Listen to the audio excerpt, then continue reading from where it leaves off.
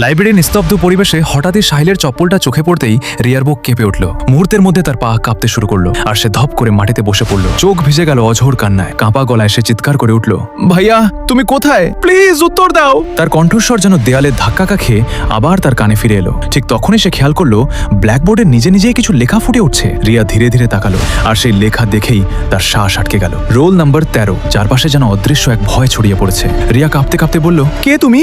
যদি কেউ এখানে থাকো প্লিজ আমাকে কিছু বুঝাও। হঠাৎ করেই একটা অদ্ভুত শব্দ ভেসে এলো আর ধীরে ধীরে এক ছায়ামূর্তির সামনে ভেসে উঠল। স্কুল ড্রেস পরে একটা ছেলে, চোখে অসীম কষ্ট। সে ধীরে বলল, সবাই আমাকে ভুলে গেছে। রিয়া ভয় আর কৌতূহলের মাঝে জিজ্ঞেস করলো, তুমি কে? ছায়াটা উত্তর দিল, আমি অর্জুন, রোল নাম্বার 13। তারপর শুরু হলো এক ভয়ঙ্কর সত্যের গল্প। আসসালামু আলাইকুম গাইজ। আপনারা যদি খুব সহজভাবে ইনকাম করতে চান তাহলে আপনাদের জন্য আছে চ্যাট অ্যাপ। এই অ্যাপে আপনারা খুব সহজেই ইনকাম শুরু করতে পারবেন। প্রথমে প্লে স্টোরে গিয়ে চ্যাট অ্যাপ সার্চ করে ডাউনলোড করে নিন। ডাউনলোড হয়ে গেলে একটি অ্যাকাউন্ট সাইন আপ করবেন। তারপর আপনার প্রোফাইলে গিয়ে একটি স্ক্রিনশট নেবেন। এরপর আমার টিকটক প্রোফাইলে দেওয়া হোয়াটসঅ্যাপ লিঙ্কে ক্লিক করে সেই স্ক্রিনশটটি পাঠিয়ে দিবেন। ব্যাস, আপনার কাজ প্রায় শেষ। এরপর কিভাবে ইনকাম করবেন সবকিছু আপনাকে সেখানেই বুঝিয়ে দেওয়া হবে।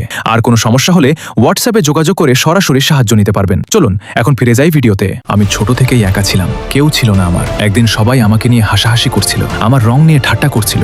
সহ্য করতে না পেরে আমি দৌড়ে এই লাইব্রেরিতে ঢুকেছিলাম। কিন্তু সেদিন আমি এমন কিছু দেখে ফেলেছিলাম যা আমার জীবনটাই শেষ করে দিল। পেছন থেকে কেউ আমাকে আঘাত করলো, সব অন্ধকার হয়ে গেল। চোখ খুলে দেখি আমি একটা টেবিলে পড়ে আছি, নড়তেও পারছি না, চিৎকারও করতে পারছি না। তারপর বুঝলাম তারা ছাত্রদের ধরে এনে তাদের শরীরের অঙ্গ বিক্রি করে। রিয়ার শরীর ঠান্ডা হলো। অর্জুন আবার বলল, সেদিনের পর লাইব্রেরিটা বন্ধ করে দেওয়া হয় আর আমাকে সবাই ভুলে যায়। কিন্তু আমি এখানেই রয়ে গেছি। প্রতি রাত 12টায় ঘন্টা বাজাই এই আশায় কেউ আমার কথা শুনবে।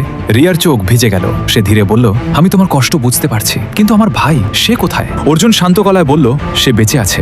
ভয় পেয়ে অজ্ঞান হয়ে গিয়েছিল শুধু। লাইব্রেরির কোনায় একটা গোপন দরজা আছে, ওখানেই তাকে পাবে। আর ওখানেই লুকানো আছে সব সত্যের প্রমাণ। পরদিন সকাল, রিয়া আর সাহিল গ্রামবাসীদের সামনে দাঁড়ালো। সাহিলকে জীবিত দেখে সবাই হতবাক। রিয়া সেই গোপন ফাইলটা সবার সামনে তুলে ধরল, যেখানে লুকিয়ে ছিল ভয়ঙ্কর সত্য। কিছুক্ষণের মধ্যেই পুলিশ এসে সব অপরাধীদের গ্রেফতার করে। অবশেষে অর্জুন তার ন্যায্য বিচার পায় আর তার আত্মা ধীরে ধীরে বাতাসে মিলিয়ে যায়। শেষবারের মতো লাইব্রেরির ভেতরে নীরবতা নেমে আসে। তো বন্ধুরা, এই গল্পটা যদি আপনাদের ভালো লেগে থাকে এবং এমন আরো ভৌতিক গল্প দেখতে চান তাহলে অবশ্যই কমেন্ট করে জানাবেন।